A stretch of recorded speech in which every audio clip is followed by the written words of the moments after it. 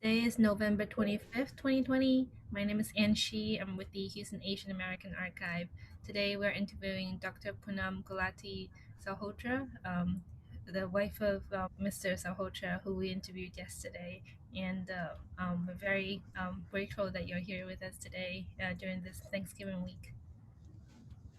Thank you so much for inviting us, and we're really looking forward to telling our story. So thanks again. Yeah, that's amazing. Thank you. To start, can you tell us when and where were you born? So I was born in India in the state of Punjab. Actually, we call them provinces. And it was a really tiny town named Malakpur, Malakpur. And it's where my grandparents, my paternal grandparents lived. And my maternal grandmother really wanted her. So I was the first grandchild of a son. So this would be somebody who would carry the name. And she wanted that child born in her home. So my mom, who actually lived in Delhi and had a reservation at a hospital to have me, went along with her wishes and went to their home in Malakpur. And then a midwife actually delivered me in that home. Wonderful. What was your earliest memory in childhood? Hmm. Well, I remember a lot of things, but I don't know if they're just because they were recurring and I kept going back to those places. But I remember my grandparents' home in Malakpur really well. And I also remember our home in Delhi and my maternal grandparents' home also in Delhi, but in a slightly different location. So, and then my aunt, my dad's sister, lived nearby, yeah, to our home in Delhi. And I remember their house vividly as well. I remember, yeah. So I think my earliest memories are probably of the different homes of my parents and my maternal and paternal grandparents. It's wonderful. And what was the neighborhood like where you grew up in? So it was a it was a small area within a large city, and probably not too unlike Bel Air, where we live right now in near Houston. So it was called Lajpat Nagar, and I don't know the population at the time, but it had a lot of single family homes, and we lived in a home where it was kind of like a duplex. So we lived on one side and the landlord lived on the other side. So this was a rental home for my parents. And houses around us were, people just like my parents, middle, upper middle class, working professionals, and they all had 1 to 2 kids. And it was just very open. So everybody's, how the gates were always open and the kids were running in and out of different people's homes, always playing on the street or in courtyards of people's home. So very friendly neighborhood. Everybody knew everybody. Not village like, maybe like a small town like, even though it was in a large city, it's still town. That's wonderful. And do you remember some of the games you play with your childhood friends? I do. So one of the ones was a jump rope game where 2 people would be holding the rope on either side and twirling it, and then you would jump into it.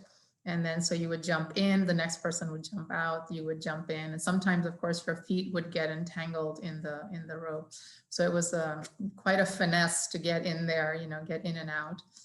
And then another one that we played used to be called Pittu, which I think just means rocks. And what we used to do was we would stack up like 7 rocks, and they were flat rocks, and the bottom one would be the largest one, and then they got smaller, so it looked like a little pyramid.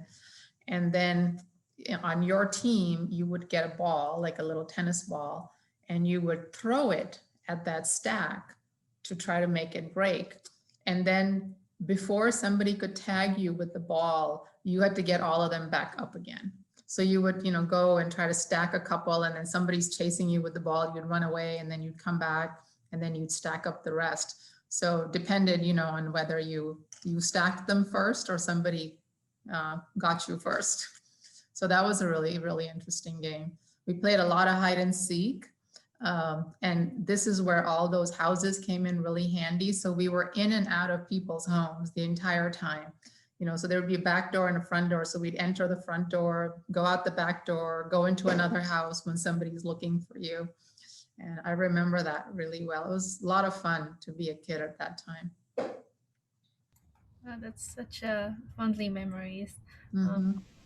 and could you describe like the neighborhood, like the safety? Like it sounds like people go in from the front and the back, and Yeah, so as you'd walk to the house, there would be like a wall, which might be short, so maybe up to your waist, or it may be taller and it would be like maybe up to your face.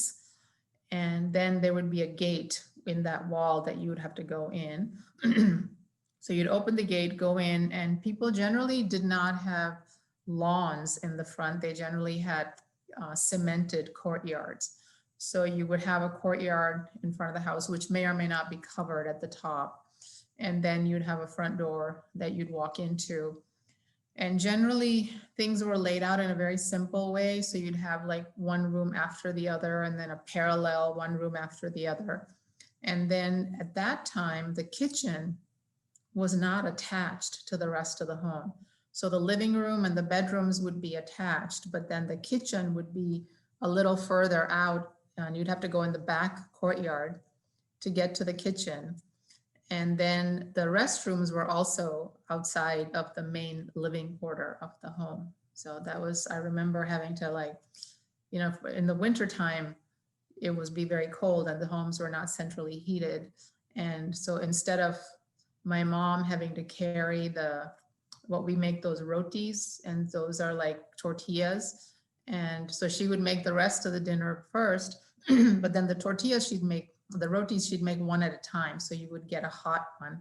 So instead of her having to run back and forth between the kitchen and the dining area, which were far apart from the courtyard, we'd all go and stay in the kitchen, and then we'd shut the door to the kitchen so it would be nice and warm inside, and all of us would be huddled in the kitchen eating during the winter time. So that's pretty much how a lot of the homes were set up in our area.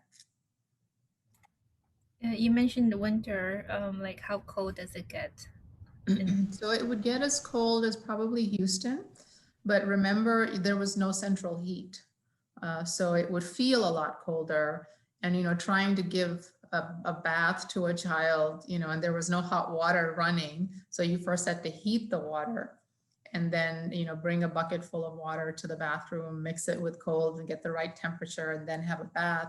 But while you were having a bath, it was not warm, it was cold. So when the water was not going on your body, you'd be feeling really cold.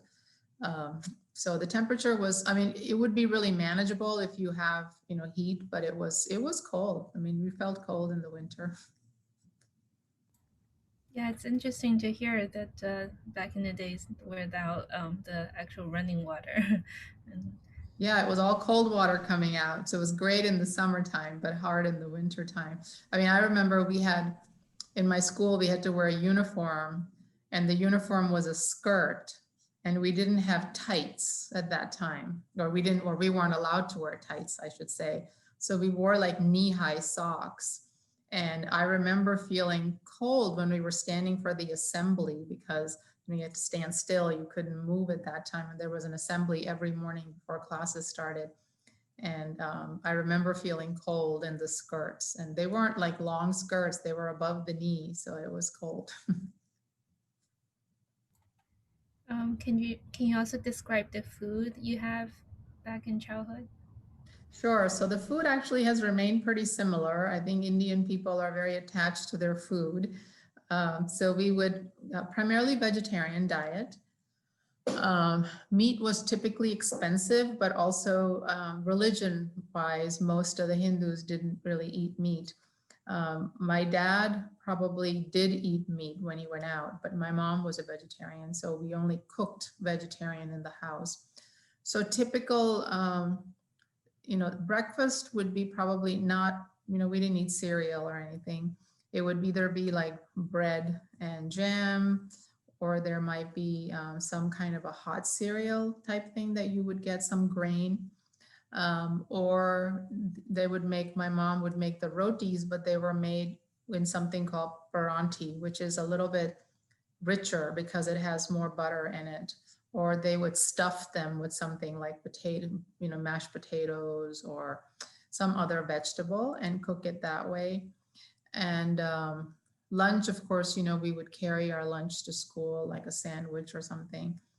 And then dinner, we would have some kind of a protein source like a lentil or a bean, kidney beans or chickpeas, and then one vegetable, one cooked vegetable. So these are all cooked in, quite a bit of sauce and spices.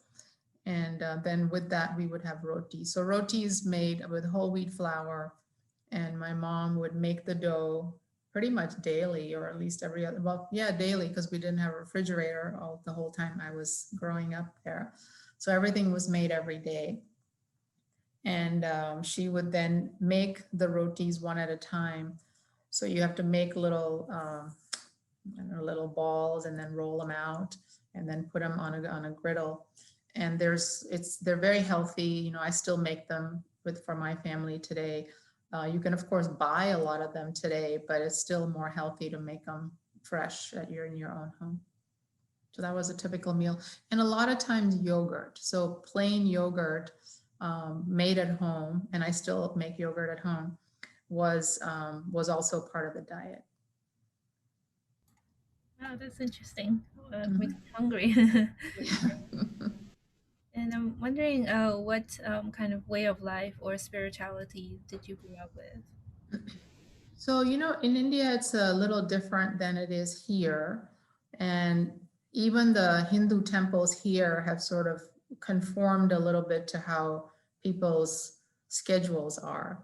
But in India, when I was growing up, there wasn't any like sermon per se that you would go to. And Sunday was not the religious day. For us, it was Tuesday. And so we would go to the temple on Tuesday evenings, because people were working. So we would go in the evening time, and you would take some offerings, and we have idols in the temple, and you would take offerings of sweets and flowers, and then you would give that. When it was your turn, you would hand it to the priest, who would then give it to the god and bless it. And they would keep some of it, what you took, and then they would return the rest of it to you, which was the blessed fruits and sweets. And then you would, say your prayers. Sometimes there would be hymns being chanted, and then you could sit and chant along. Otherwise, you would just do your offerings, and then you would leave. And interestingly, when you left, right outside the temple, there would be a lot of poor people, beggars lined up, because they knew people coming from the temple would have food, and they would give it to them. So, you would then distribute a little bit of your food to as many as you could, saving some to take home, because you would then give it to your family members as well, because it was something that had been blessed by God. So typically we did that. I won't say that we went every Tuesday, but I would say we went at least a couple Tuesdays a month. And then of course, if you had some kind of a religious holiday, then we would definitely go. And then, then you tend to get a little more dressed up. And then the temple may also have a little bit longer program. Here it's a little different. So here, when we go to temple, it's on Sundays, and there is like a Sunday school type of class that is done for kids. And then there's a sermon that is done on the adult side. So that's very different. So the sermons are basically interpretations of the religious books, mainly the Gita, and how to live your life. And then there's some singing of hymns, etc.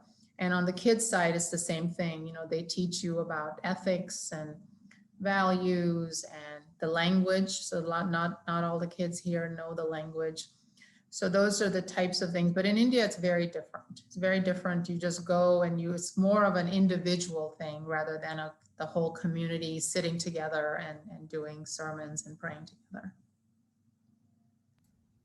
Thank you for sharing. Next Next, I was wondering, can you describe your parents and the family values that they brought you up with?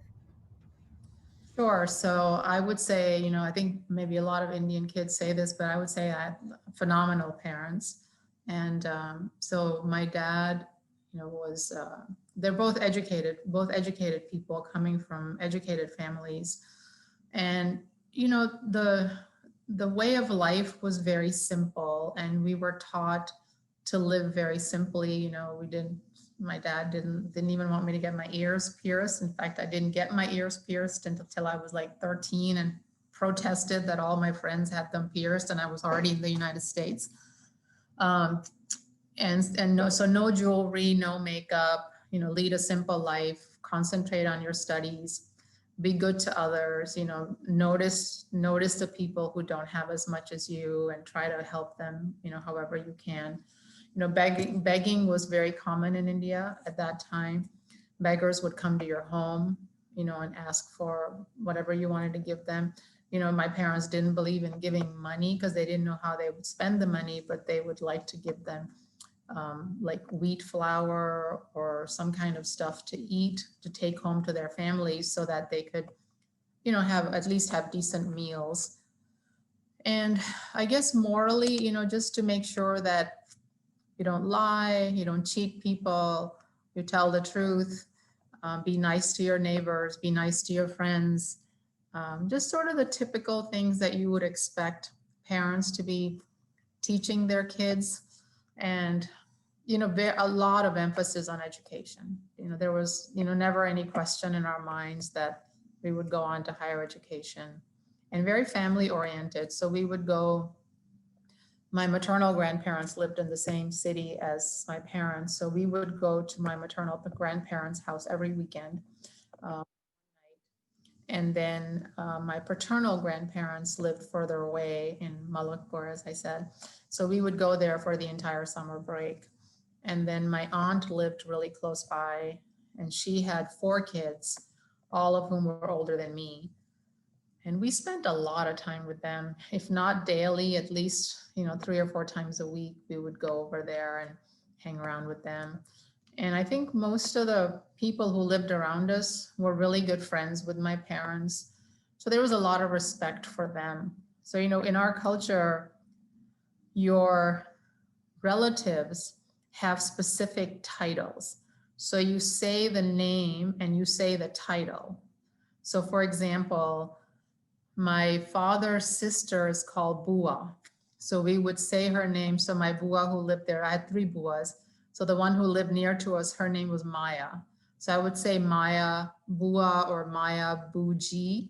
So G is like a respectful term that you add to people who are elder to you.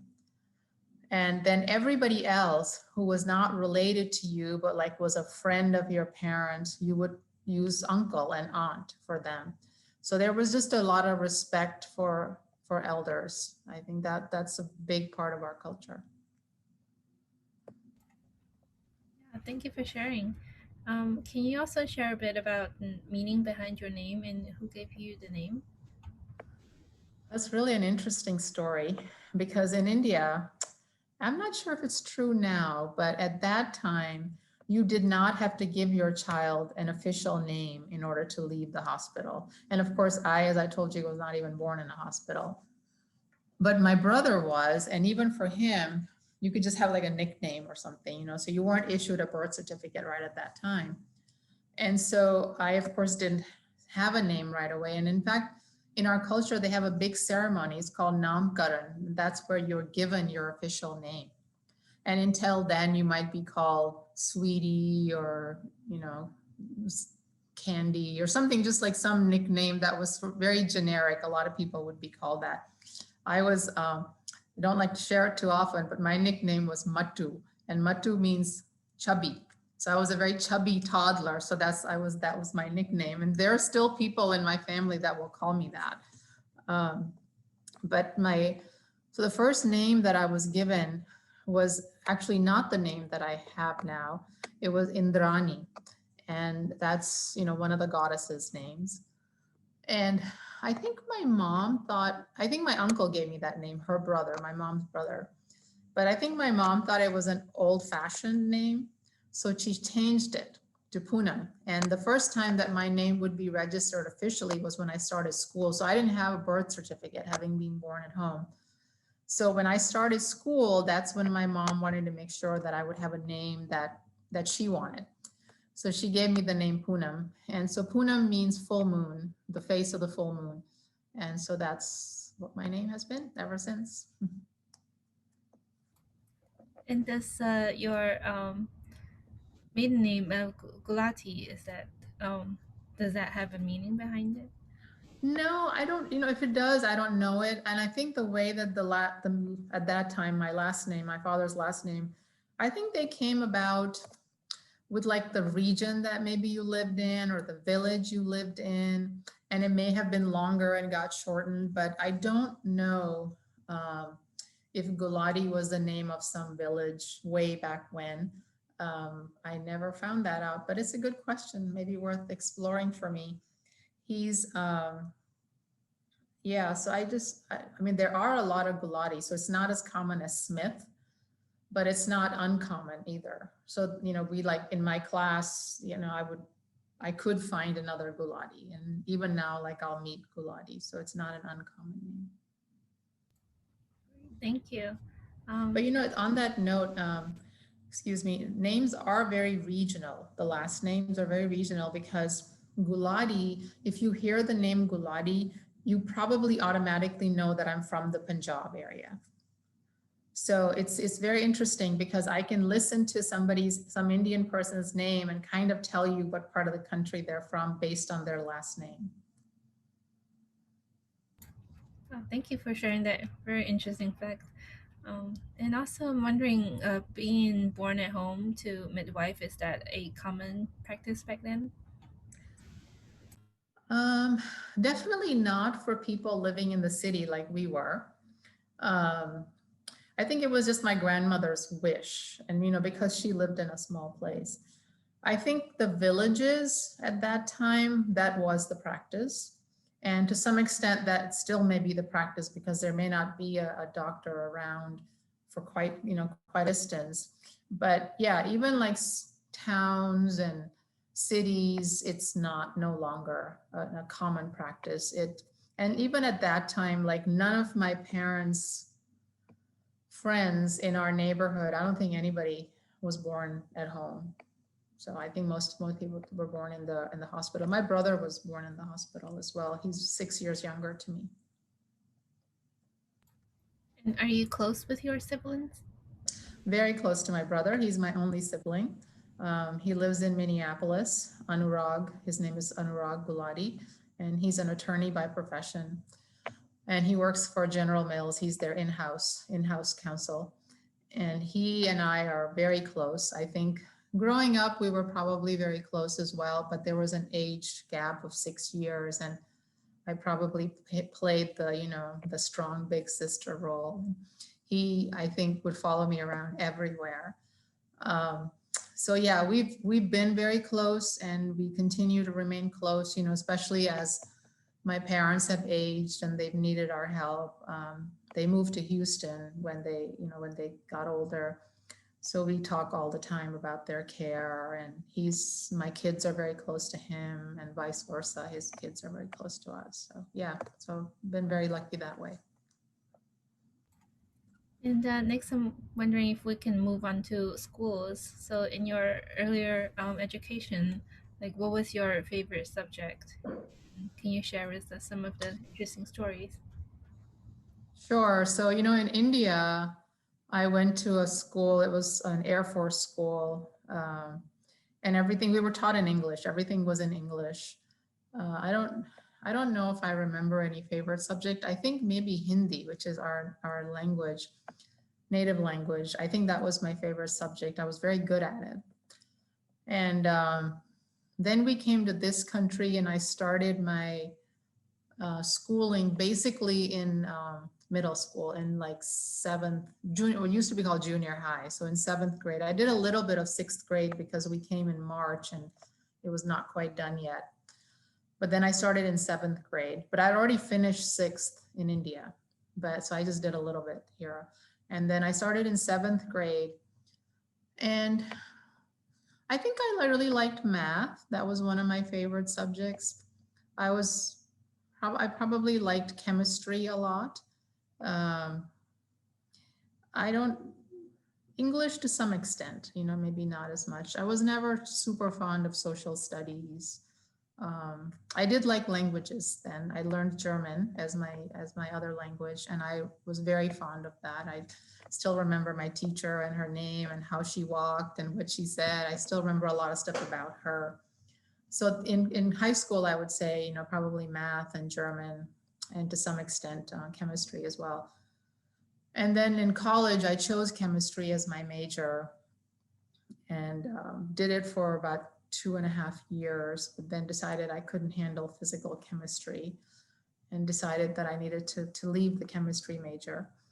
And my dad, who's also a chemist, thought I could not leave the sciences, but actually engineering would have been fine too, or math, the STEM fields, because he wanted to make sure, we were in a new country and we didn't have a lot of family here, and he wanted to make sure that I would be able to take care of myself economically. They said, you don't know what happens in marriages, and if you ever needed to stand on your own 2 feet, make sure that you get a good job. And I know that in the STEM field, you'll get a good job. So I wanted to switch to microbiology, but it was not a major of its own. So I switched to biology with a concentration in microbiology. I wanted to pursue social sciences, but my dad said that no. He basically put his foot down, said, my dad, very calm and patient man, wouldn't tell me much, that you have to do it. But in this case, he said, no, you have to stay in the STEM field because I want to ensure, your livelihood. That's very interesting because I felt like with the reading, like India kind of has been a little bit like on the patriarchal side of the, and your family who is like very much making sure that you're strong enough to be by yourself, independent as a woman. So Yeah, so I think, there is maybe a little disconnect between which socioeconomic status you are. And so in the lower socioeconomic status, they don't want girls to be highly educated. In fact, my mom, who had a master's degree, had to fight with her dad to go get a master's degree because he didn't think women needed to be that educated. So college he was okay with, but then he thought she should get married. But then she wanted to get a higher degree, so she did, but she had to protest to do that. My dad's family, I think, was pretty okay with women being educated. My grandmother was not highly educated, but a very wise woman.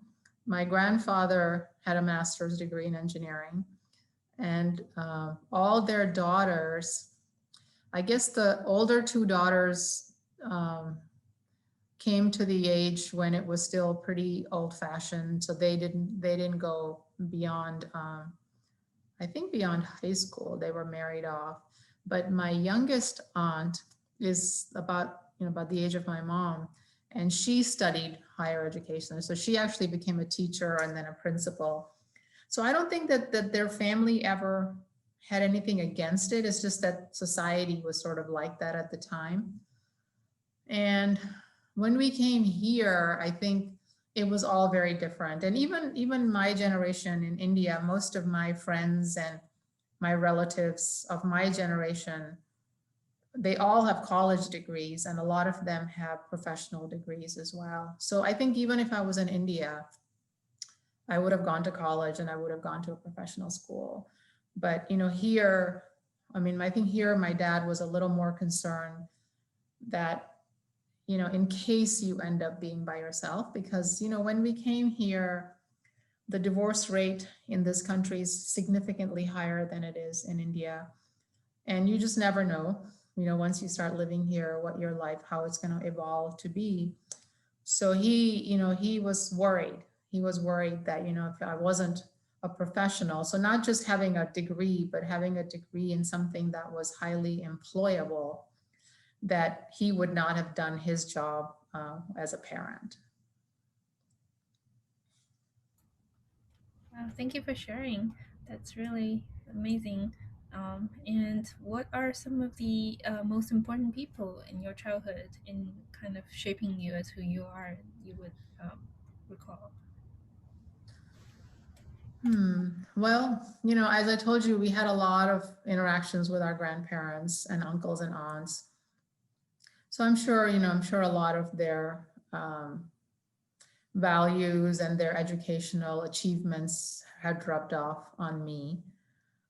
In addition to them, I would say probably some teachers, that stand out in my mind.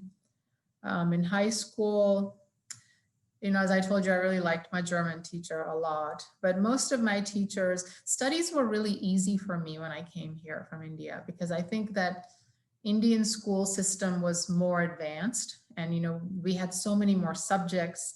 So when I came here, it was like pretty easy, for me. So, and I think if you're doing well and you're from another country, people tend to be, they want to try to welcome you. And then if you are excelling in their classes, they are very, very nurturing, and they want to guide you. So a lot of my teachers in high school, I think, were very supportive.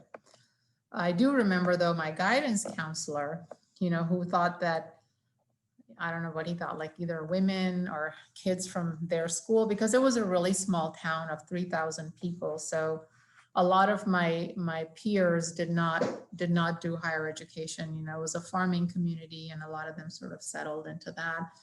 But my parents and I didn't know a whole lot about colleges here. So we had come when I started 7th grade. So basically we had 6 years to figure it all out. And my parents had been educated somewhere else, so they didn't really know. So, the closest places around us was the SUNY system, the State University of New York in Buffalo, and then University of Rochester, which was a private institution in Rochester, about 2 hours away from Buffalo. So those are the schools that everybody just sort of assumed I would apply to those. And then there was another SUNY in Fredonia that was close to us.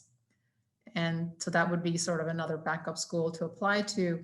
And then we met somebody who was a professor in one of the universities in New York, maybe Stony Brook. And he told my parents, oh, if you're looking for a good university for your daughter, Cornell is not that far away, and that's an Ivy League school, and you should think about that. And so, of course, once he put that in my head, that's all I wanted. And so I went to my guidance counselor, they had to write your letters of recommendation. And I told him that that's what I wanted. And he's like, oh, no, that's not something that, kids from our school, we don't go to places like Cornell, so, I mean, you're better off just applying to SUNY Buffalo. So, we didn't have advanced placement. So we had what we called a 3-1-3 program. So the 1 year in the middle, so you would do 9th, 10th, 11th. And then during your senior year, you could start taking college courses.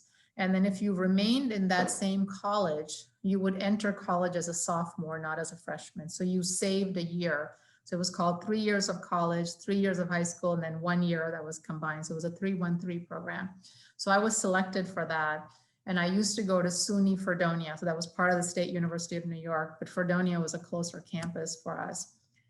And I didn't stay in Fredonia, but they did transfer my credits.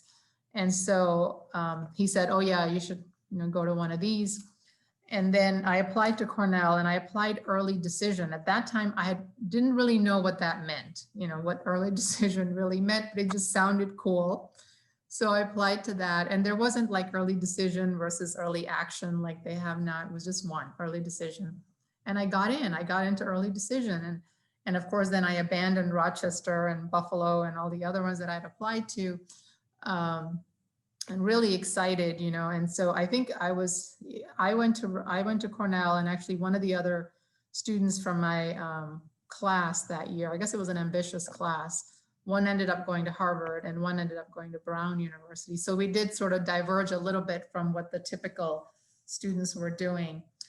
But yeah, I would say that, a lot of people in high school were very supportive, not my guidance counselor though. And then in college, college was a big sort of a shock in some ways because, as I said, high school was super easy for me. But I think our high school was not of the same caliber as like people coming from New York City. A lot of students came from Manhattan to Cornell, and I felt like they were ahead of me. I caught up maybe in another semester or two, but it started out that way, or they came from private schools. So Cornell was a little bit different in that, it was bigger. You didn't have teachers running around after you, a lot of competition. And, so I would say the one person that I would say I credit a lot from my college years was my undergraduate research advisor in microbiology. And I didn't meet him till like my junior year. So the first couple of years, it was just, you take your classes, study hard, do the best you can.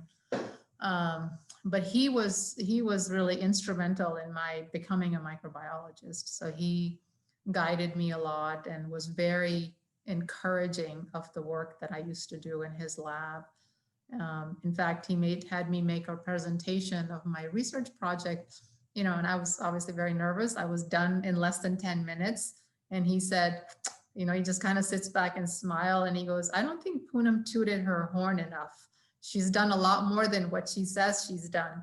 So he was a very encouraging man, a lovely man, actually. I'm still in touch with him. So he's kind of the person who I get, when I get some successful thing happens to me, I want to tell him. And then, because I'd considered medical school, but didn't really love being, when I did some work at a hospital, didn't love it too much. But medicine was one of the sort of expected fields for Indian kids, still is for a lot of Indian kids. But he told me, he said, you have a lot of potential in research, so I think you should really seriously consider that. So I did, and much to my mom's chagrin, who was really hoping for an MD in the family, I ended up going to grad school. So I would say in high school, I had several people who were encouraging, but in college, I would say he was probably the one who was the most encouraging. It's really amazing to hear. Next, I'm also wondering, since we didn't touch on your immigration experience, you that you came to the U.S. with your family at 11 years old. Can you share with some of the kind of stories back then at 11 years old in the new environment? Yeah, it was interesting. It was a combination of things, so my parents came before we came. So my mom came and my dad came, and then my brother and I came about 6 months later. And it was a huge culture shock. So as I told you, the studies were not hard. So that was not the hard part. But the culture was completely different. We came from a very conservative culture, and this was a very open culture. So I remember, in fact, my brother, he's 6 years younger than me. So he was about 4.5 when we came. And, he was, I don't know, we came and stayed with some family for a little while. And he was coming home from somewhere with other kids or with me, I don't remember. And he came home and he ran to my mom and he's like, Mom, there were these naked ladies. And what he had seen was ladies around the swimming pool in their bikinis. So he just got so upset. He's like, oh my God, they're naked, Mom. How can they go around like that? So he was just totally shocked. And so was I, honestly, like we had never seen anybody even in a regular bathing suit, forget about a bikini. So that was quite a culture shock. And then, when I went to school here in middle school, like I did not know about the birds and the bees. That's not something that Indian parents teach you about. But my American friends wanted to make sure I knew what the birds and the bees do. So they sat me down and they explained everything to me. And I'm like, oh no, that's not true. So, it was, and then of course, dating. This is a dating culture, and we have arranged marriages in our culture. So you don't, in fact, if you date, that's called a love marriage. So if you get a love marriage, it's really frowned upon. It's like you were a bad girl or a loose girl or something like that. So, we grew up with that mentality. And then when I came here, there were boys who were interested in taking me out for dating. And I was just like, oh no, no, no, no. In our culture, we don't date, so it became kind of a running joke in my school because it was a small school, right? Everybody kind of knew I was the only Indian kid there. Oh yeah, Poonam doesn't date, that's not a thing that she does. And so it got to, so then when the prom came around, in fact, I didn't attend the prom. By then, I'd started in 7th grade. By 11th grade, so our prom was in 11th grade, everybody knew that there was no point asking Poonam because she's not going to go anyway. So I was actually very highly disappointed in not going to the prom because it was the thing to do. And by then I had assimilated quite a bit into the American culture. So my brother, as I told you, he's 6 years younger than me. So I told my mom, there is no way you're going to stop him from going to the prom. I said, that's just wrong, because it's such a coming of age kind of thing, that, so he did go, but thanks to me, he did go to his prom. So I think the culture that was the most, I think that was the most, I don't know, interesting or difficult in some ways because you feel like you don't fit in, right? Because the others are dating and having fun, and we were very conservative. I did meet some really nice girls who I became very good friends with, whose families were a little bit more conservative. They were American, but very nice people. And then of course the weather was awful. I hated the weather here in Buffalo because we came from Delhi where it was like Houston, pretty warm most of the time, hot in fact. And we came and so I came in March and we came to Pennsylvania. So it was cold there, but not a lot of snow. And then we moved to near Buffalo, and it was, the first winter was harsh. I mean, all winters in Buffalo are harsh. It's harsh for me. And I fell on the ice and I broke my wrist, and it was my left wrist. And it was really funny. Like my dad, well, not funny, the pain was really bad, but my dad took me to get the cast put on from the local doctor, and he puts it on, and he's like, can I sign it? And I was like, no, why would you like sign my cast? Like, why would I have you sign my cast? And I didn't realize that was a thing they do here, so if you have a cast, everybody signs your cast and like get well, then they put their name on there. And so I wouldn't let him sign my cast because I was like, no, like you'll mess it up. It's nice and white. I like it that way. And then when I went to school, of course, they told me, my friends who had to make sure I knew everything about the US, the American culture, they told me, oh no, that's the thing you do. And then of course, I was like covered with signatures. So that was super interesting. It was interesting because we don't have, so our alphabet is different, and we don't have the sound of the letter W in our language. So we pronounce everything as what the V would be, like van. So like the word we, like W-E, we would pronounce as V. And for the longest time, I could not hear the difference between we and V. So I would pronounce everything like it was a V. And I remember this girl, Lori, who lived like 2 doors down from me. She would always like laugh so much. And then she'd say, no, I got to teach you how to say the W. So, she would like make her mouth in a certain way. So like we, like that. And I was like, then I would try to practice it. But even I think when I started saying it, for the longest time, I could not tell the difference between the sound of a W and a V. So there was just like a lot of experiences like that were funny and, just interesting. Oh, sports was a riot because I was no good at sports. In India, we didn't have a lot of these, like basketball and baseball. Like we just did exercises in for gym. You know, we went and we did jumping jacks and we did running and things like that. We didn't do organized sports. So when I came here, you know, this is what they do during gym. You know, they play, depending on the season, they'll play volleyball or basketball or, you know, whatever, baseball. And um, I remember the first time that I was, you know, going to play basketball, I didn't realize that you had to dribble the ball. So I just ran with the ball. I just held the ball and ran to the basket and shot the basket. And there's like whistles going on all around me. And they're like, supposed to be dribbling. And don't you see other people dribbling? And I said, yeah, I just figured they liked the dribbling part. I don't like the dribbling part, so I'll just go run. So that was really funny. And of course you feel very embarrassed, you know, that you don't know how to play it or anything. And then in like softball, you know, basketball I was kind of okay at. Volleyball I was pretty good at. Dodgeball I was pretty good at, but I was horrible at softball. I could never hit the ball. And so I would be like one of the last ones picked, you know, and it was super embarrassing. But so gym was definitely an ordeal for me. And then I would ask my dad, you know, if he could write me a note so I could get out of like swimming or something or softball, and he wouldn't. So my dad was a man of high ethics, and he said, there's nothing wrong with you. You are not sick. So why should I write a note for you?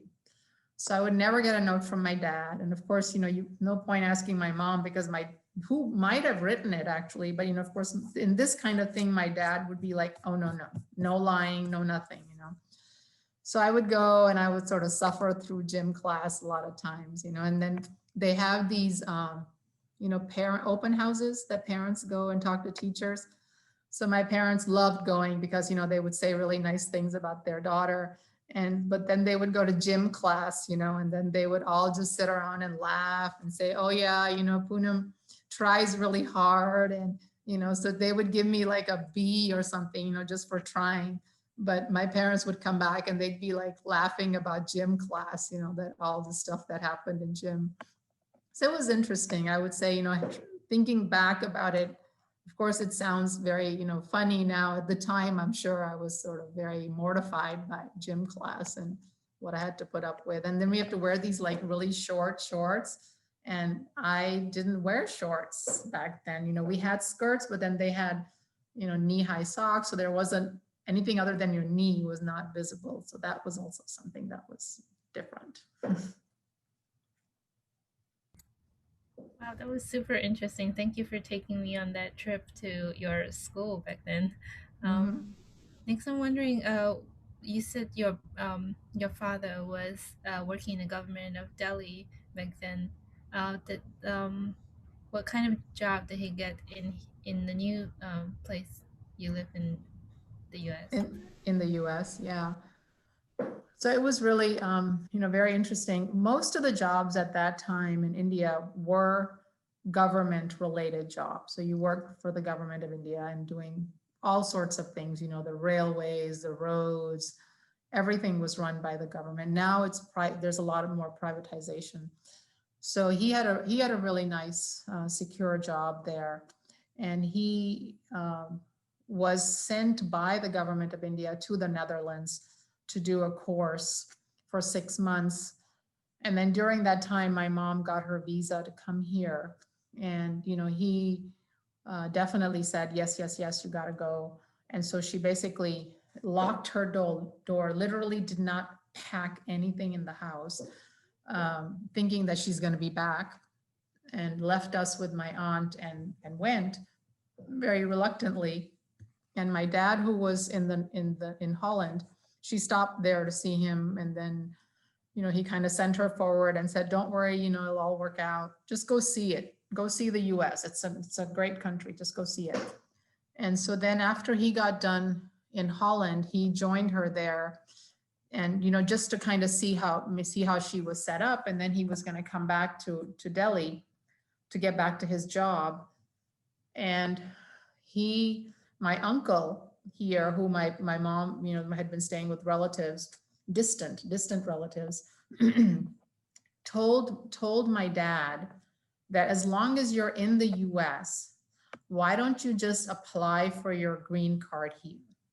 Because things will be much slower in India. So as long as you're here, it'll be done, within a few weeks, and then you are going back anyway.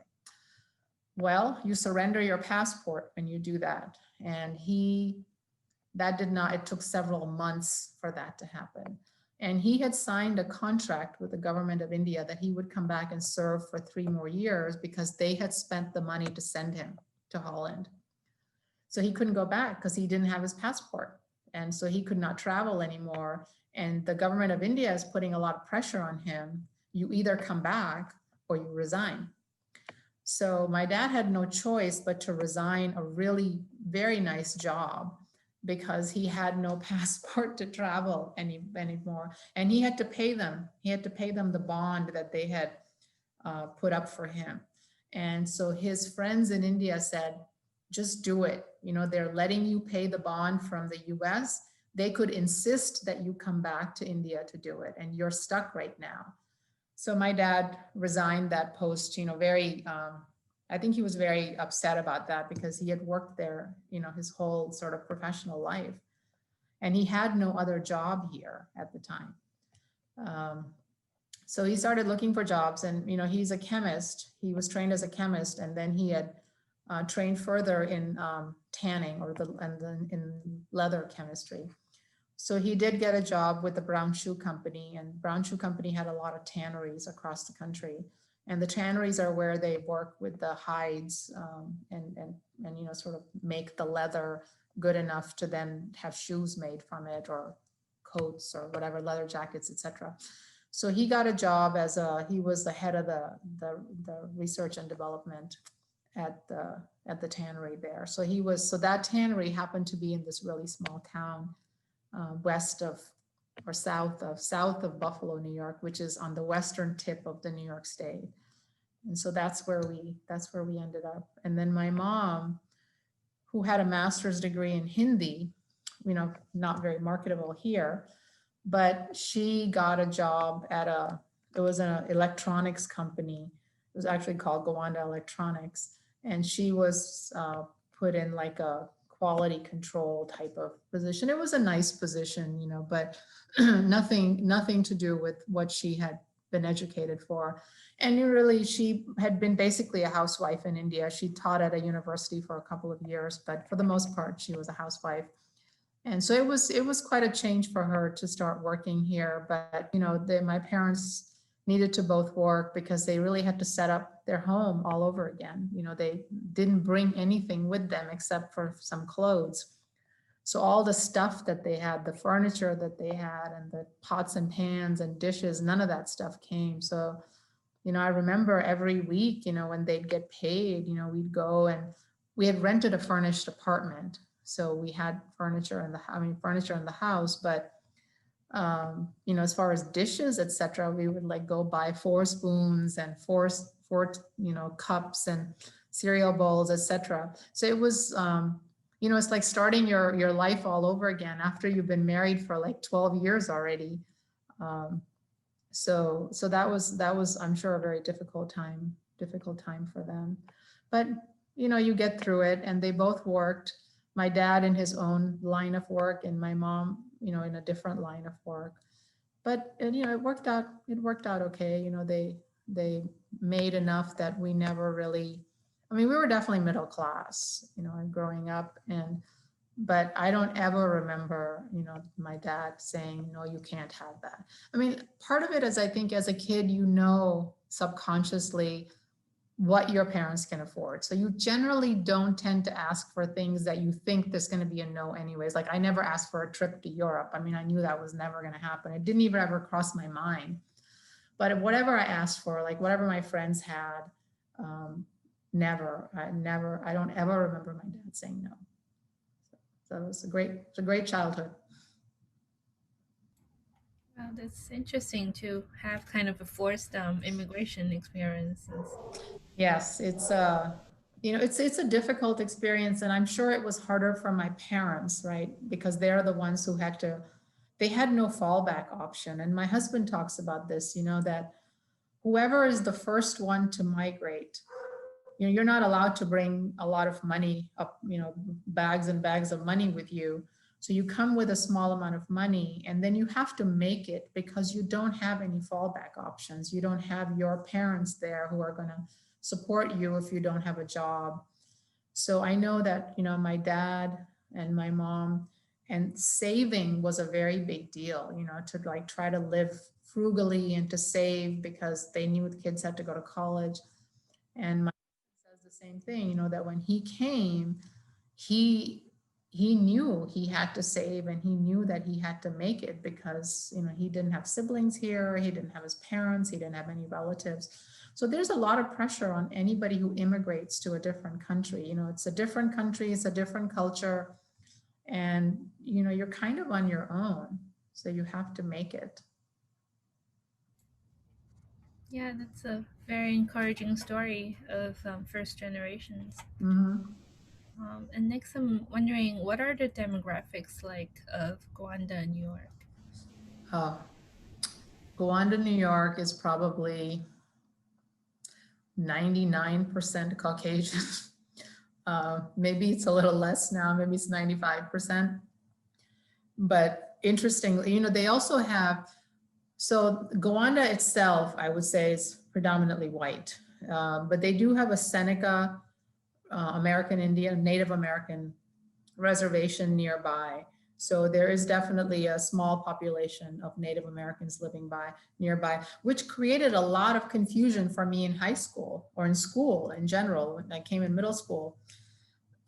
Because they do have slightly darker skin and they have black hair and they're called American Indians. And I call myself an Indian. So there was a lot of confusion, like, am I part of them? Like, am I part of their tribe or something? And, of course, a lot of my white friends thought I was probably some kind of a descendant of them.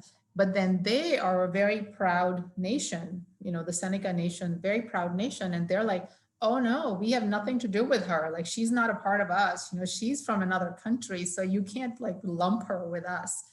So, but the majority of the people in the school, of course, were white.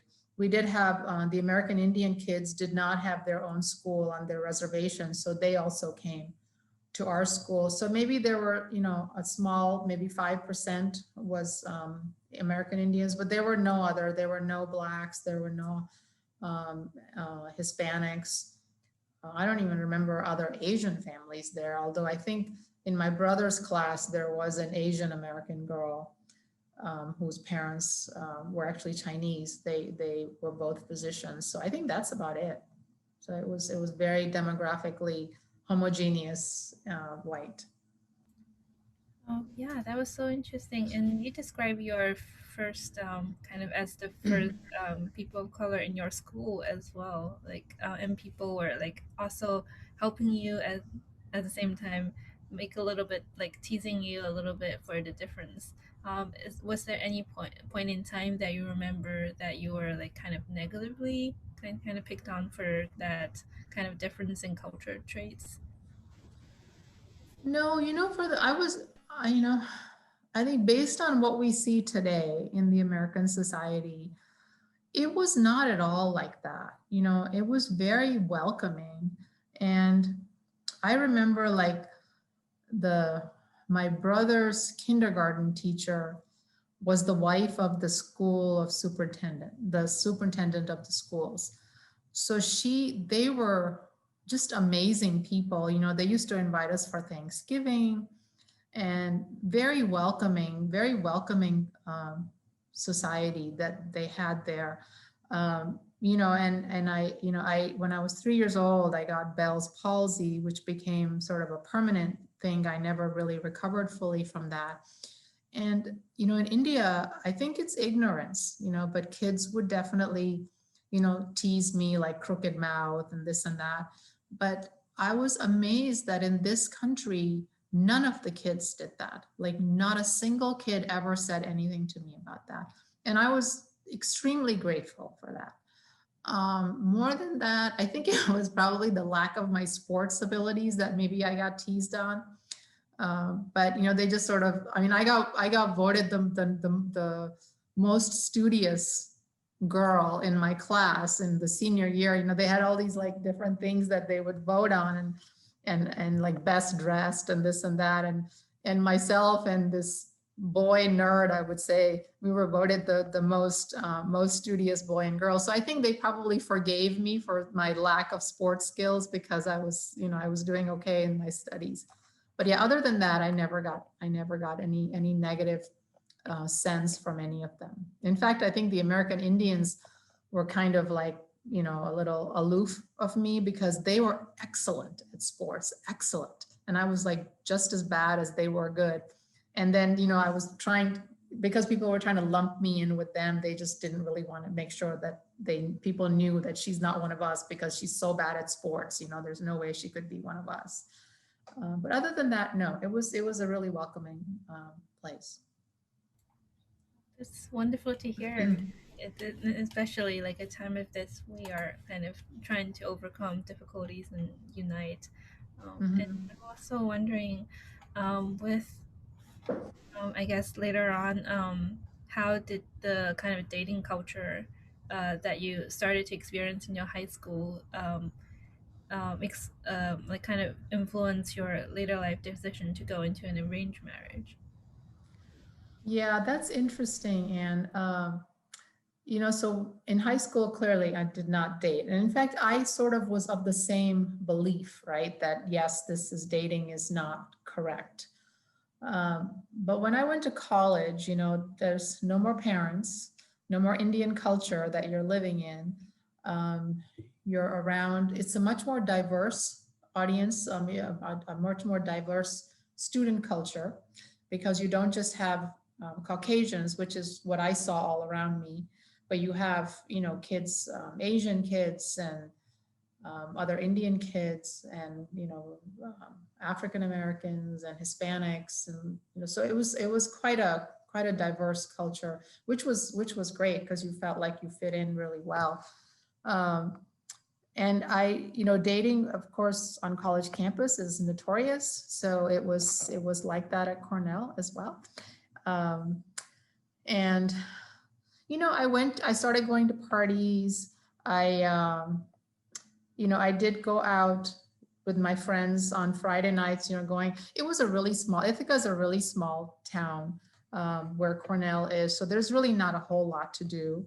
But as soon as you walk outside of the campus gates, there's college town, right? Like any other college towns. And there's lots of bars and pizza places. And, so we would, so there was the Friday night after classes were done, everybody was sort of let loose and either go to a party or go to a bar and have pizza, excellent pizza. I think all college towns have excellent pizza. But I would go with my friends, and I had never had a drink before that. Of course, legally was not allowed to drink at that age, but did have a beer, with my friends. And, I think my parents knew, and they were kind of okay with it, like don't get drunk and, end up somewhere. But other than that, I did try alcohol and parties, and there were, guys interested. And I let's just say I thought about it more, like I thought it was not taboo to date. But I was very open with my parents.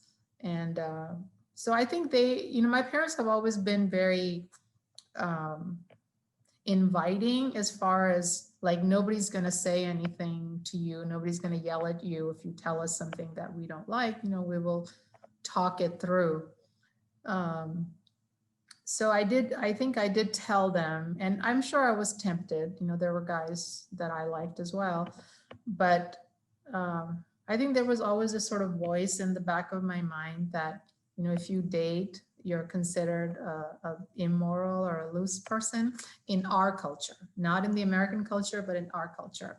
So and my dad reminded me, that if you want to marry an Indian guy, and, there weren't a lot of Indian guys my age, because a lot of the Indian people who came here had kids after they came here. But I was already close to 12 when we came. So there weren't a lot of people that were my age that were Indian. So most of the Indian people that I met were people coming as grad students to study. So my dad said, if you want to marry someone who's coming from India, and is here, but he's originally from India, they're not going to like the fact that you've been dating a lot, right? So I think, that was always in the back of my mind. And I had thought about the type of person I want to marry. And I wanted to marry someone who was Indian because I I wanted to maintain my culture. And I also wanted to marry somebody who was from India because I wanted to have a connection to India. Because I knew after my grandparents passed away that my parents' connection would become less. And, with cousins, it's not the same thing because my sibling is here, my immediate family was here. So if my husband's immediate family was also in the US, we would probably lose our connection with India. And it was important for me to maintain that. So I made a conscious decision to not date and to wait until I was ready to have an arranged marriage. It didn't have to be arranged. If I had met an Indian young man, who I thought would be fine to marry, my parents had no objection to that. My parents actually had no objection to my marrying an American either. What they had an objection to, and my father especially had an objection to his grandchildren not being confused between two cultures. So he said that, if you choose to marry an American person, then you consciously made that choice and you got to know that person and the both of you like one another. And that's fine. You will be fine. But what happens when your children come and what culture do you follow at that time? Because there's such different cultures. There's not a whole lot of things that come together. Which one will you follow? Which one will they believe in? And will that confuse them? And will they, if they have to choose between father and mother, will that feel like they're being disloyal to one parent? So he was pretty convinced that he did not want his grandchildren to have to go through that. So I knew what my parents wanted. My parents wanted me to marry an Indian man. And so, I thought about it and it just sort of made a lot of sense to me that this would be the most practical way to maintain our culture and to make sure that the next generation was not confused. Yeah, that's a really interesting perspective, and also the trust between you and your parents and like making decisions together. That's really, really. Yeah, in fact, and it's unfortunate, but I had friends whose parents were super strict. So my parents never stopped me from doing something. They would just kind of show me the pros and cons of it, right? Um, but I had friends who, like, their parents, especially their dads, were like, you can't do this, you can't do that, you can't date, nothing. So I had friends, unfortunately, who didn't tell their parents, right, that they were dating, whether they were Indian or non-Indians.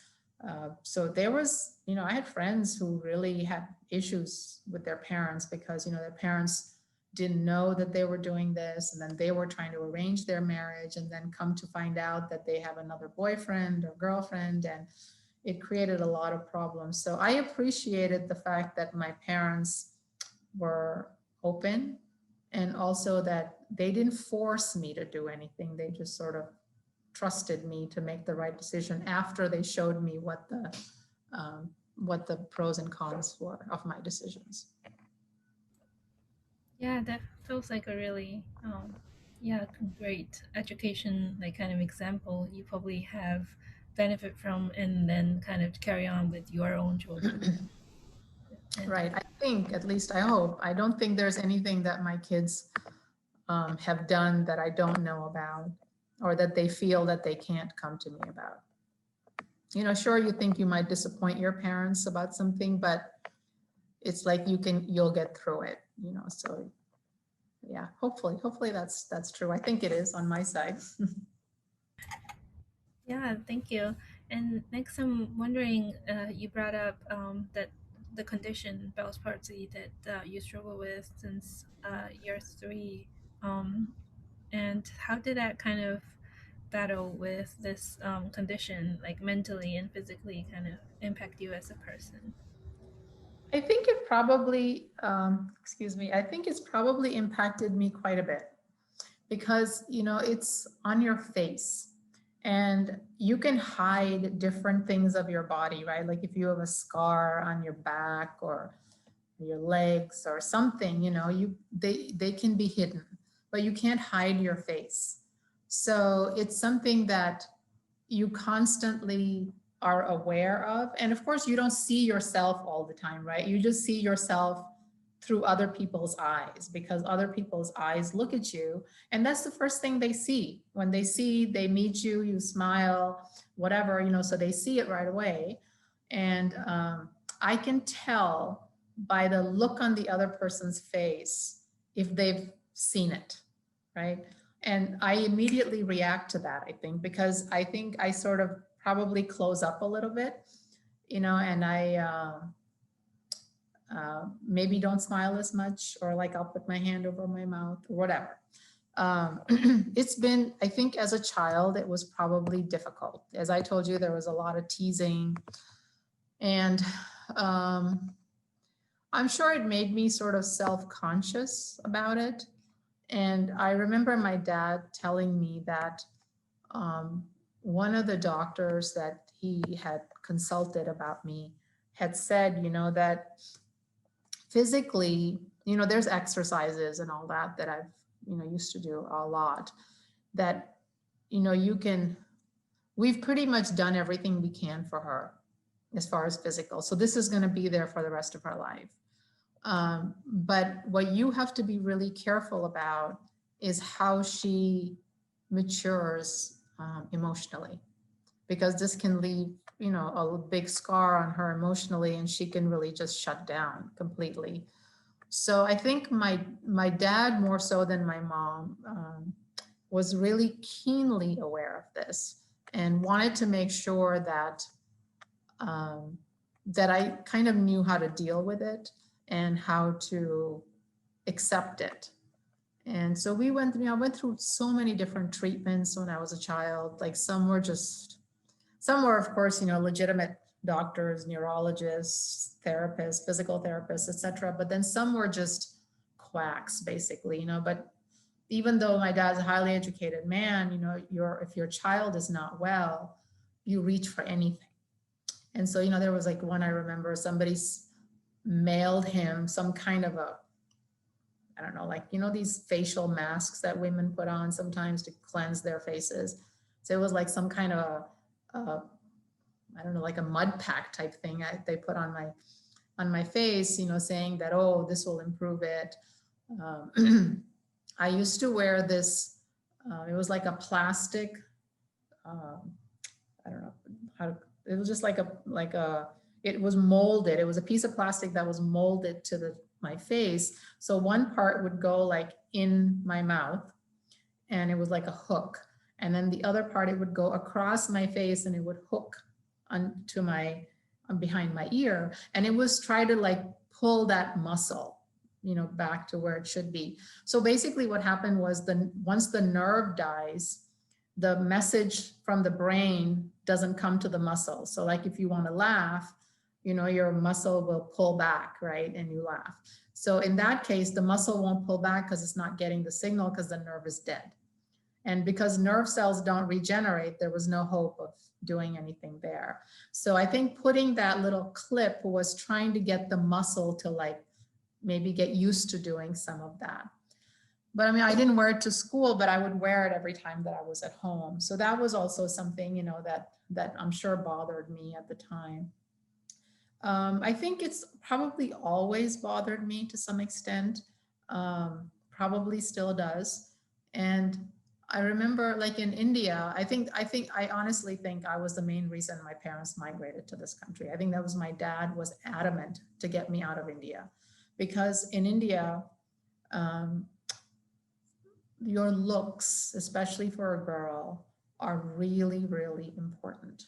So when you want to get your child married, and it's interesting that a lot of people do get married, even the ones that have some defect, but you have to make compromises then.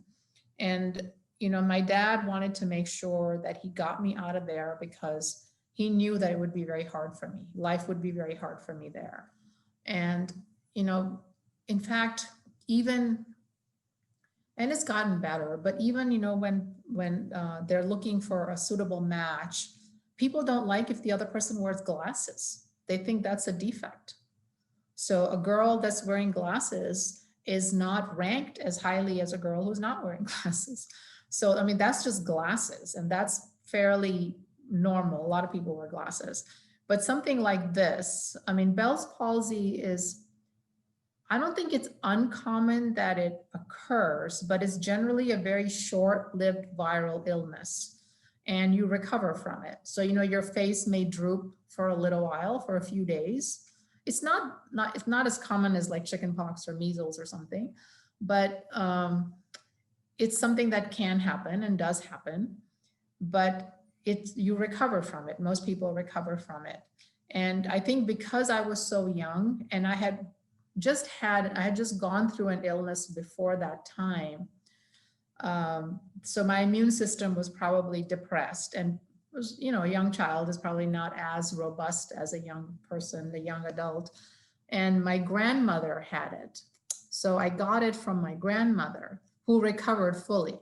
So my grandmother didn't have the residual effects of it, but I got it from her. And I think because my overall immunity was low, instead of causing a temporary damage, it caused a permanent damage to my nerve.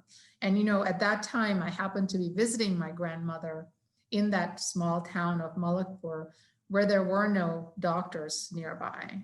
And so that my dad had to take me to the nearest city, which was probably a few hours away, to be seen by a doctor. So I'm sure that time period also didn't help, because if you can give an antiviral quickly enough, then there's a better hope that you would recover from it. So part of my job is to teach students, and so when I talk, you can see it. So I can see it in my students' eyes also, when they notice it. Don't say anything, right? People are respectful that they don't say anything, but they'll smile in a certain way or something. Or maybe I'm just overly sensitive also, but I can tell. And it does, I think I do sort of, maybe shut down a little bit if that happens. So it continues, but oh well, it is what it is. Well, thank you for sharing that very open-heartedly, and we're very encouraged by what you are like handling and like turning out to be such a strong woman too. I guess moving on to your career, like what has been some of the most memorable moments in your career, both in teaching and as a practitioner and microbiologics? Yeah, so I started out when I was in graduate school yes, when did I, like in the 80s, in the mid 80s. What we were taught, and it wasn't something that somebody would say to you, but it was sort of understood that if you were good at what you did, then you would become a researcher, and you would get funding from the NIH and NSF, and you would have a lab in a nice, in a well-established university. You'd be like an R01 campus like Rice is. And if you are not necessarily that good, then the next tier down would be to become a teacher. And so none of us, of course, wanted to teach, because that was not as good. And then so scientists feel like they do science for the love of science, to sort of advance society, and not for the money. So if you go to work for a biotech company, that is also looked upon negatively, because that means that you're doing science to make more money. And so none of us wanted to go to a biotech company, and none of us wanted to teach. We all wanted to do basic research. Basic research is tough. It's really tough, not just to do the research, but to get the funding, because you have to get your own funding in order to get your own lab set up. And the funding is difficult because there's not enough of it. And the majority of the funding comes from the government. And the government is, doesn't put that much money into it. And depending on which administration you're in, there may be more or less support. So, so we all wanted to do that. And I did that for a little while. And I did, we did postdoctoral fellowships after a PhD, and I did that. But then I was already married, and, my husband didn't think like being in academia all the time was necessarily the be all end all. He's more on the practical side. So I started working for a biotech company, and in California, that's a great thing to do, right? Because that's where Silicon Valley is, and there's a lot of opportunity. So I worked in biotech. Financially, it was a really good job, and but it took up a lot of time. But it was just the two of us, and then we moved to Houston. And I decided, and then actually we had our child, and I still was working in a biotech company. And I felt like I couldn't spend enough time with him. So I wanted to leave industry. And then we decided to move to Houston. And I did another postdoc because I was not getting a job in immunology. So I decided that I would do something in molecular biology, which was sort of the hot field at that time. And I did that, and then I had my second child while I was doing that postdoc. And my husband traveled a lot for his job, so I decided that it was too much. Like, I could not raise my kids and have a job where I was at work till 7, 8 o'clock at night, and my husband was traveling, and my kids were either with a babysitter or at some kind of school. That was not okay with me.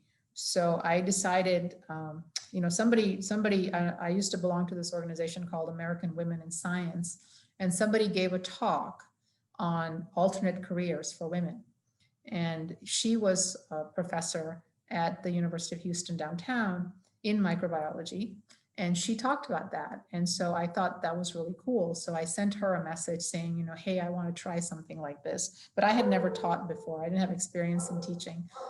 So she said, okay, I teach all these courses, and I would like to give you a chance to teach something in the evenings.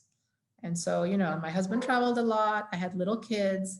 That means I had to get a babysitter in the evening, but I did it. I did it, and I did some teaching with her just to get the experience. And then a job opened up there, and I decided, okay, that would be something that I would go for, because it would be better hours and I could take care of my kids better. So I loved research. I still love research, because you learn something that's new in research. And that's a real high, to have an experiment where you come up with something that nobody's ever done before, and you can contribute to the world of science. But teaching has been an amazing journey, because I realized at the end of the day, my favorite thing in life to do is to guide young people. And teaching gives you that opportunity. It gives you a lot of young people who need support. And it's not just in teaching them microbiology. So I decided at some point, I don't know how it happened, but I just started taking my students on all these things outside of the class. So we would go collect samples at the bayou and test what the bayou was all about, or we would go to an elementary school and teach those kids microbiology. And so I started doing these other things and really connecting with the students. And, I just fell in love with that. So we had a club called the Leeuwenhoek Society. So Leeuwenhoek is the guy who started the microscope. And so the society was named after him.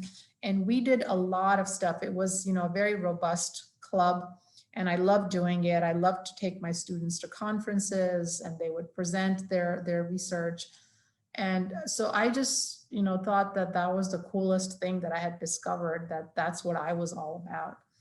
And then, I did that for about 20 years and taught lots of students and had lots of students doing research with me. I still maintain a small research lab. And the goals of the research are a little different now. So the goal of the research is not to promote myself, to get more grants and to publish more papers, but it's to train my students. So I want to train my students at the undergraduate level so that they can go on to graduate school, or they can go on to internships and feel confident about going to the medical center, let's say, or to going to Rice or something. So, but 5 years ago, our then president, Flores, also believed a lot in doing stuff outside the classroom. And he was very engaged in communities. So he wanted to start the Center on Community Engagement. And I applied for that job and I got that. So I direct the Center for Community Engagement and Service Learning at University of Houston downtown. I kind of left the teaching part. I still maintain my research lab, but I don't teach microbiology these days. And I do full-time working with faculty to show them how to do what we call service learning, which is very classroom based. Because you take whatever topic you're dealing with. So let's say it's a finance class, then your students can go out into the community that doesn't know anything about financial planning, and you can work with those people. I mean, I had a student who went and taught women on savings. How do you save money? How do you put money in bank? These women had never had a bank account in their entire life. And the end goal of that project was for each woman to save $50 and start a bank account. And they all did. And so, really sort of making a difference like that. And so that's what I feel like is my calling. It's to work with young people and to work with young people in advancing their hopes and careers, but in a way that connects them to the community. So, I tell my students all the time, I said, no one is going to hire you to recite the periodic table. You may know it backwards and forwards, but nobody cares. When somebody gives you a job, they know that you know the periodic table and they know that you know these concepts. They hire you to solve problems. Wherever you go, they're going to hire you to solve problems. So the more problem solving you do when you're in college, the better off you're going to be when you get hired, and the more marketable you will be. So, everything that I do now has to do with how can you apply what you're learning in the classroom to what's going on around you, whether it's to understand immigration or to understand, voter rights, or to understand, school systems and inequities in education, or, why don't we have more minorities in the STEM fields? And what can you do to improve those numbers? And so that's basically what I do now. And I think, it's actually very necessary for all universities to play that role. I know Rice does it as well, to engage communities that are around you. I mean, you are in the university, you're a wealth of knowledge. You have all these people trained, PhDs, trained in their respective fields, who know so much. And they can help communities by helping them to understand what's going on around them. We have projects in civic engagement that teach people, how do you go lobby for yourself?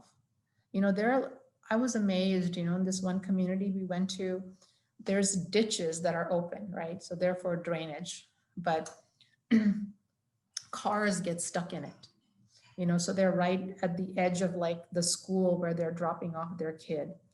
And so their car gets stuck, or their kid jumps out of the car and like goes into that. And they are scared to say anything to anybody, right? So we teach them, how can you go to your city representative? Who is your city representative? And how can you tell them, hey, this is a problem. We need to put some grates on top so, our cars don't get in there. So there's a lot of problems in communities. So you want to train students to understand the problems, like what does it mean? Like how do you understand the problem? How do you listen to the community? So, we as academicians feel ourselves to be sort of intellectual elites, and you don't want to take that kind of attitude, right? That I know more than you and I know what I can solve your problems. You first need to listen to them to understand what is their problem. You might want to solve something that they don't care about. So you want to listen to what it is that they need solved. And so I think to train students to do things like that is something that I'm really passionate about. I've had enormous number of students who have become much more engaged in the community. They're happy, to have done that. And I think that they also understand the content of their courses better because they learn how to apply that knowledge to understand something. So it's been a great ride. I really, really enjoyed it a lot. That's wonderful to hear, and I'm also amazed by like how much contributions and how like thoughtful and like passionate you are for the younger people and the society. Mhm. And next, I'm wondering, you also touched on it a little bit to have more representation of women of color in these roles. Like, I'm wondering if at any point in your career have you felt the glass ceiling of as women of yeah color. I think so. Yeah, I think so. I think that um, technically, or in a position that is very knowledge based, not so much, right? Because I think that we have a lot of knowledge to contribute. But when it comes to more, I guess another 5 minutes. Yeah, take your time. Okay. But as far as managerial kind of positions, I do feel that I don't know if it's women, maybe it's partly women and it's partly a woman of color, that I do feel that maybe I have applied for some of those positions and not gotten some of them. And, maybe the other people were much better than me, I don't know. But it just seems like um, that maybe it was because of the color of my skin, because definitely I could have done the job and done it really well. And I also think that maybe we do bring more to the table, hoping to get that position, right? So we make our resumes much, much stronger, and we practice a lot for our interviews. So we bring so much to the table, hoping that it will compensate for anything that somebody might perceive as lacking. But yeah, I mean, there are times when I felt that I didn't get a position that I richly deserved, and it might have been the color of my skin might have contributed to that. And I think it's usually administrative roles and managerial roles, because I think because we do such good work that we're great as workers, right? Because that's, you need to move, you need to advance something forward. And Asians in general have been very good at that, very motivated to get highly educated, very motivated by hard work, and they contribute a lot.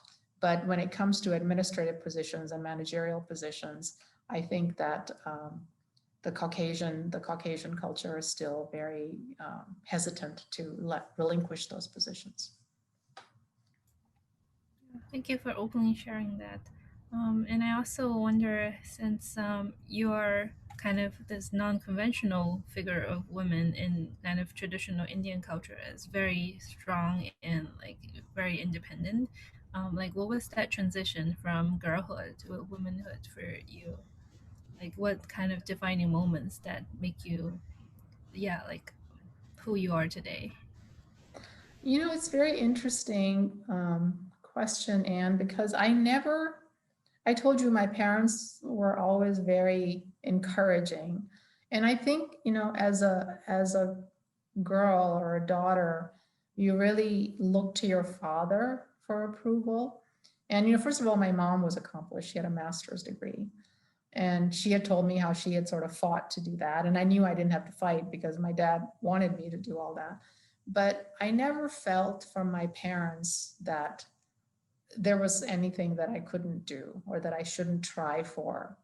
So first of all, I think that made any transitions, or there really wasn't a transition. It was only when I stepped into the world of, the predominantly And more so when I stepped into that, or when I wanted to step into that world in the administrative roles, that I really, for the first time, felt that yes, there is a difference. And, you know, maybe I need to do some things to transition and become more independent and more assertive. So I think even though I think I'm a very independent woman, but I feel like I still work more quietly. I'm not the type of person who is sort of in your face all the time. Like, I deserve this, I should get this, things like that. And maybe those are the people who do get it, who are a lot more assertive than me. I do see Indian women. I mean, the head of UH, for heaven's sakes, the chancellor, Renu Couture, she's an assertive woman. She is where she is based on, what she's done. And, I'm very proud of her to see her and her accomplishment. But, I'm not her. I can't be like her. I've seen her, I've talked to her, I've heard her story. But I do think that, it takes a certain type of set of traits to do that. And although I feel like I have the capability and I have the background, I don't necessarily have all the traits of assertiveness that would guarantee me a ladder that would take me all the way to the top. But, I do strongly believe in continuing to plug into it and doing your best and hope that, people notice and that they reward you for that. I think even getting this job, it was the president at that time, the president knew me and he knew what kind of work I did. And he was one of the ones who recommended for me to get the job. And I think a lot of it, you have to sort of hope that you meet people like that, kind of like my undergraduate advisor, that very, very encouraging. So there probably hasn't been a lot of transitioning from when I was younger to when I came into adulthood, because there was never, I was never told that, women do this and boys do that. And, my dad was very much into being into the hard sciences and math and everything. So that was not there. It's really encouraging. And also, I guess that for our RJCE, the Racial Justice and Civic Engagement Collection, we just want to ask you about some thoughts about the election results and Kamala Harris being the first VP and women of color in the White House, and maybe share some thoughts about that. Thank you. Sure. So yes, I am very pleased with the election results for many reasons. I think I'm a Democrat, but I have nothing against somebody who's a Republican. I think, ideas being shared and is healthy. One should have healthy debates. And I have nothing against other people's ideas at all. It's just not necessarily what I believe in. And, and that's fine. But I think our country has gone way beyond that. And it became a very toxic culture, where people started being against other people. And that's not what you want. You want to debate ideas. You don't want to put other people down. So I think for those reasons, I'm glad that Joe Biden has been elected president. I think that he's a person who is, who believes in people, and that it doesn't matter what your beliefs are, that, you're a person and you should be treated with dignity. And hopefully, he will do that for whatever somebody's beliefs are, and if you were a Republican or Democrat or independent or whatever your beliefs are. And so I think that he will be healing for the country. So I'm happy about that. And of course, I'm very excited that we finally have a woman. We've had some women who ran. I mean, Hillary Clinton, of course, ran for president. And then we had Geraldine Ferraro. I remember that really well. I was old enough to remember that really well. It was very exciting at that time to think that a woman would be in the White House as a vice president. But finally, we do have somebody. In fact, I've thought about it many times that in a country as advanced as the United States, I'm actually quite surprised that we don't have a woman, that we have not had a woman president. I mean, in India, we've had Prime Minister Gandhi. in Israel, Golda Meir, and many countries, in Central America, South America, all over the world. I mean, we have the German Chancellor.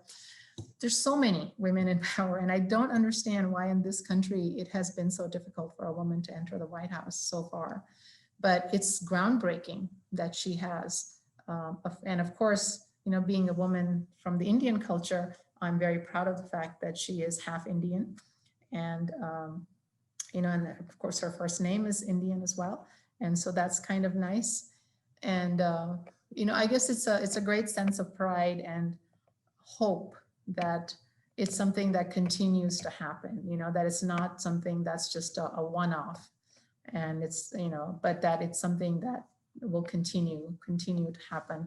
It's very encouraging that there are so many more women governors and mayors and, in Congress. So I think that it's, the country is definitely moving in that direction where women have representation, and minorities are starting to have representation. But, we have a ways to go, especially for minority representation, because definitely the numbers of minorities and the representations do not coincide, so there's a lot of, for example, Hispanics, there aren't that many Hispanic elected leaders. But I think it's encouraging as the new generations come and they are being trained and they see everything that's going on, that they're hopefully going to become more engaged. So as I told you the story about my dad, you got to stay in science, this and that. We have not been like that with our kids. So, our kids are doing something completely different than being a doctor or an engineer. And I think a lot of parents are starting to come to that conclusion that, Asians need to be represented in other fields. And so we're hopefully moving in that direction. And I think, even like I have a lot of Hispanic students, we are an HSI and an MSI, Hispanic Serving Institute and a Minority Serving Institute. So we have a lot of students of color. And, I meet some really, really go-getter type of students, both male and female, that really believe that the same thing, that they need more representation. And so I think, I'm sure the country will go up and down and depending on, who comes to power, but overall trajectory, I'm quite hopeful as the new generation. And as I told you, I love working with the new generation as they come of age, that they're going to sort of move the country and the world, forward the right direction. Yeah, that's amazing to hear, and I'm very happy that we interviewed your son Raj Sahotra as well, Mhm. ran for the city council and putting more voices in the public. Yes, we do. We definitely do. Thank you, and I guess just some last words before we close, and like any message you would like to, as you said, send to your future grandchildren and grandchildren's children and so on, and when they visit our archive. Well, so I would like them to know, what I think this is a wonderful chronology that you're doing, or storytelling project that you have, because it does make it available to next generations. So they will have an opportunity to see what their grandparents or their great grandparents were like, and what the environment was like at this time. And, we hear stories, of course, from our parents and grandparents, but we can't picture them, right? So this is a nice way that they'll actually hear it from us. But yeah, I want them to, make sure that they keep the values and the ethics of the family and always strive to be their best. And that's really what you can do. You can just do your best. And then if something doesn't go your way, then you're unhappy for a while, and you're allowed to do that. And then you get back up again and you try again, because there's just so much to do in this world. And you want to make sure that you do your part. It's important that at the end of your life, you can say that you did something. And I want them to do that. Thank you so much, Dr. Poonam Gulati. Um, Thank you.